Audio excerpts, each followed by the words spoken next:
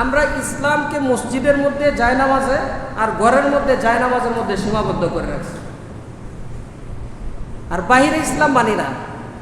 আজকে যেভাবে আমরা মুসলমানরা মসজিদে এসে একজন আলেমকে ইমাম মেনে নেতা মেনে যেভাবে নামাজ পড়ি শান্তি পাই, মসজিদের বাহিরেও যদি কোনো আলেমকে মেনে জীবন পরিচালনা করতাম সেখানেও শান্তি পাইতাম, ঠিক কিনা বলেন? কিন্তু মসজিদের মধ্যে হুজুরকে মানি, আলেমকে মানি, মসজিদের বাইরে গেলে আর হুজুরের দরকার নাই, এই জন্য শান্তিও নাই।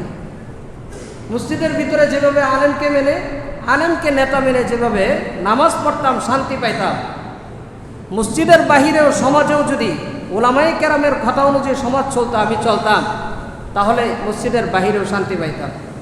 আজকে শান্তি নাই, এই জন্যই মসজিদে শান্তি লাগে কেন? মসজিদে ইমাম মানেন। বাইরে শান্তি লাগে না কেন? বাইরে ইমাম মানি না।